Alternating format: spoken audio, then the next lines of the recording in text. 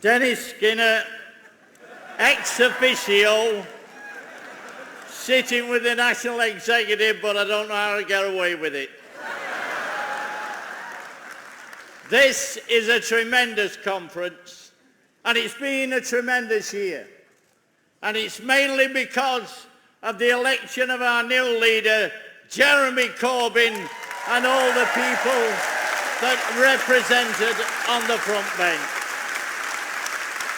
We had a manifesto that, quite frankly, was the best since 1945. And I've lived long enough to remember reading that as a young lad, taking papers around during the Second World War. And then I went down the pit and I worked with displaced persons. Who were they? There were people from Poland, from Lithuania, from Latvia, and all over Europe. Why?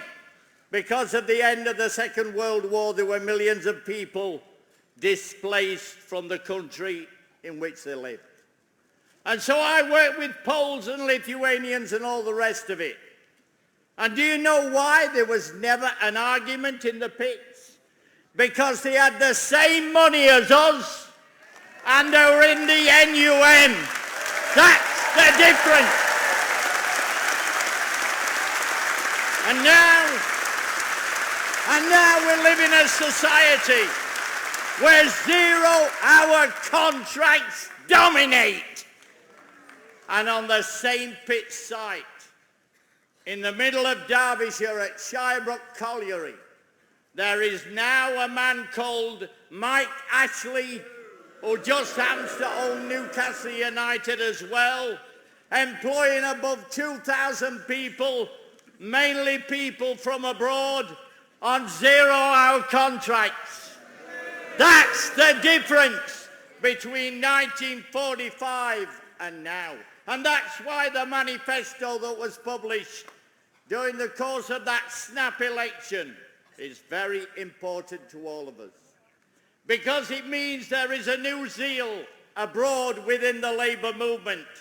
It can be witnessed at this conference. The place was full on a Sunday. That never used to happen, even in those days of Tony Blair and all the rest of it. The party is alive and well and kicking. And that's why today we have to get rid of those 0-hour contracts. And that's what we have to promise. And if anybody says to you, where's the money coming from, I'll tell you. They used to ask Nye Bevan that when he was building a National Health Service and building all those council houses and getting rid of the vandalism that had been caused prior to the Second World War. The country was skint. And yet somehow or other, Nye Bevan had an answer. He says, we're going to borrow it. And that's what you do. And make a comparison with the private sector. When the private sector expands, where do you think they get the money from? They borrow it. They borrow it. And they don't take it out of their own safe. When Tesco's expand, do you think for a minute they go to a Tesco safe and get the money out? Of course they don't. They go in somebody else's safe. They borrow the money. That's what we should do. That's the answer. to all those people that stick a camera in your face every day of the week as you enter this building. Tell them we'll do what the private sector do. We'll borrow the money.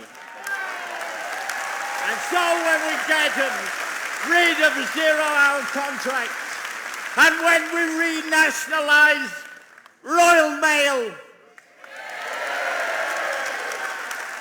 oh, it really gets to me when they talk about the Queen's Head being privatised.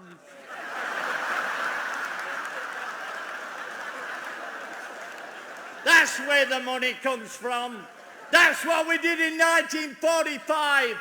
We built a National Health Service and we introduced industrial injury benefit for all those workers.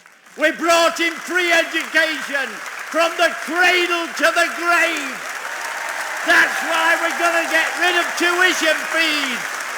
Vote Labour. I can't wait for it. All power to your elbow.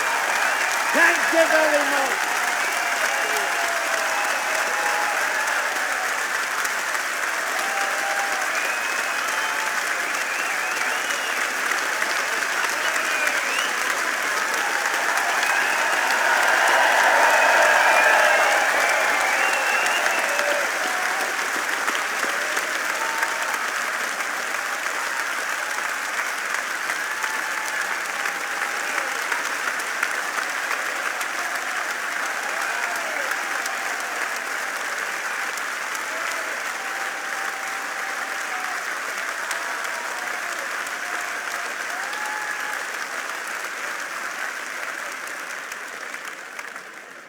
Thank you for that. That was known as John McDonnell's warm-up act.